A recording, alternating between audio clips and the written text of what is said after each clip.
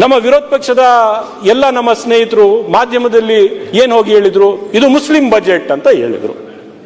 ಮುಸಲ್ಮಾನರಿಗೆ ಹೋಲಿಸೋದಕ್ಕೆ ತುಷ್ಟೀಕರಣಕ್ಕೆ budget ಮಾಡಿದ್ದಾರೆ ಅಂತ ಹೇಳಿದರು.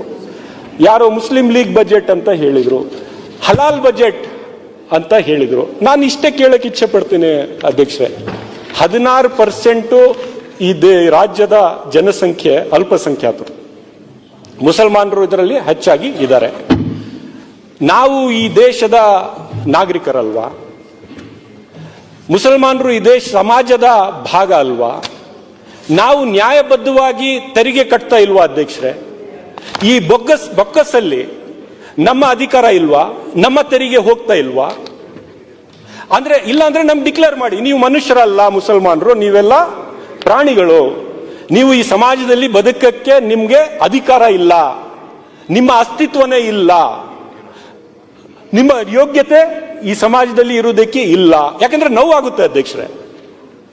4,10,000 ಗಾತ್ರ ಇರ್ತಕ್ಕಂಥ ಬಜೆಟ್ ಅಲ್ಲಿ 4,500 ಎಲ್ಲ ಅಲ್ಪಸಂಖ್ಯಾತರಿಗೆ ಕೊಟ್ಟಿರ್ತಕ್ಕಂಥದ್ದು. ಮುಸಲ್ಮಾನರಿಗೆ, ಕ್ರೈಸ್ತರಿಗೆ, ಜೈನರಿಗೆ, ಬೌದ್ಧರಿಗೆ, ಪಾರ್ಸಿರರಿಗೆ, ಸಿಖ್ ಎಲ್ಲ ಅಲ್ಪಸಂಖ್ಯಾತರಿಗೆ ಕೊಟ್ಟಿದ್ದಾರೆ. ಆಯ್ತು, ಎಲ್ಲ 4,500 ಕೋಟಿ ಮುಸಲ್ಮಾನರಿಗೆ ಕೊಟ್ಟಿದ್ದಾರೆ ಅಂದ್ರೂ ನಾವು 15% ಜನಸಂಖ್ಯೆ ಇದೆಯಲ್ಲ ಅಧ್ಯಕ್ಷರೇ, ನಮ್ಮ ತೆರಿಗೆನೂ ಕೂಡ ಒಂದು ಟೂತ್ ಬ್ರಷ್ ತಗೊಂಡ್ರು ತೆರಿಗೆ ಕಟ್ಟಬೇಕಲ್ಲ ಅಧ್ಯಕ್ಷರೇ. 15% ಜನಸಂಖ್ಯೆ ಎಷ್ಟು ಸಾವಿರ ಕೋಟಿ ತೆರಿಗೆ ಕಟ್ಟಿಲ್ಲ ನಮ್ಗೆ? ಅಲ್ಲ ಮಾನ್ಯ ಸಭಾಧ್ಯಕ್ಷರೇ, ನಮ್ದೇನ್ ಕೊಟ್ಟಿರೋದಕ್ಕೆ ವಿರೋಧ ಇಲ್ಲ. ಹೋದ್ ಬಡ್ಜೆಟ್ ಅಲ್ಲಿ ಮುಸಲ್ಮಾನರದ್ದು ಕೊಟ್ರು. ನಾನು ನನ್ನ ಕ್ಷೇತ್ರದಲ್ಲಿ 1 ಕೋಟಿ ರೂಪಾಯಿನ ಜೈನವ್ರು ಕೊಟ್ಟೆ, ರಸ್ತೆಗಳಿಗೆ ಮತ್ತೆ ಶೌಚಾಲಯಕ್ಕೆಲ್ಲ. ಅಲ್ಲಿರುವಂತ ಆಫೀಸರ್ ಏನ್ ಹೇಳ್ದ, ಬಂದು ಯಾವುದೇ ಕಾರಣಕ್ಕೆ ಇದು ಕೊಡಕ್ ಬರಲ್ಲ, ನೀವು ಮುಸಲ್ಮಾನರಿಗೆ ಕೊಡ್ಬೇಕು 3 ಕೋಟಿನ ಅಂತ ಹೇಳಿದ್ರು. ನಮಗೆ ನಿಮ್ಗೆ ಕೊಡೋದಕ್ಕೆ ವಿರೋಧ ಇಲ್ಲ. ಸೈಮಲ್ಟೇನಿಯಸ್ ಆಗಿ ಜೈನ ಮತ್ತೆ ಬುದ್ಧ ಮತ್ತೆ ಬೇರೆ ಬೇರೆ ಏನು ಅಲ್ಪಸಂಖ್ಯಾತರಿದ್ದಾರೆ ಅವರು ಕೊಡ್ಲಿ. ಆಮೇಲೆ ಬರೀ ಮುಸಲ್ಮಾನರು ಬೀದಿಗಳಿಗೆ 3 ರಿಂದ 5 ಕೋಟಿ ಪ್ರತಿ ಕ್ಷೇತ್ರಕ್ಕೆ ಕೊಟ್ರು. ನಮಗೆ ಒಂದು ಗ್ರಾಮೀಣಾಭಿವೃದ್ಧಿಗೆ 5 ಪೈಸೆನೂ ಹಣ ಕೊಡ್ಲಿಲ್ಲ. ಅದು ನಮಗೆ ಬೇಜಾರು. ತಾರತಮ್ಯ ಇರಬಾರ್ದು, ತುಷ್ಟೀಕರಣ ಇರಬಾರ್ದು. ರಾಜಕಾರಣದಲ್ಲಿ ಎಲ್ಲ ಸಮಾಜದವರು ನೀವೇ ಹೇಳಿದ್ರಿ ಅಲ್ಲಿ ಕೂತ್ಕೊಂಡು ಹೋಗ್ಬೇಕು ಅಂತ. ಅದನ್ನ ನಾವು ಮುಖ್ಯಮಂತ್ರಿಗಳಿಗೆ ಹೇಳೋದು, ಎಲ್ರಿಗೂ ಈಕ್ವಲ್ ಆಗಿ ಕೊಡಿ ನೀವು.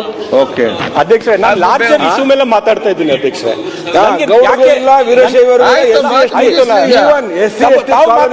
ಮಾತಾಡಿ, ₹1 ಕೊಡ್ಲಿಲ್ಲ. ರಾಜಕಾರಣದಲ್ಲಿ ಕೊಡೋದಕ್ಕೆ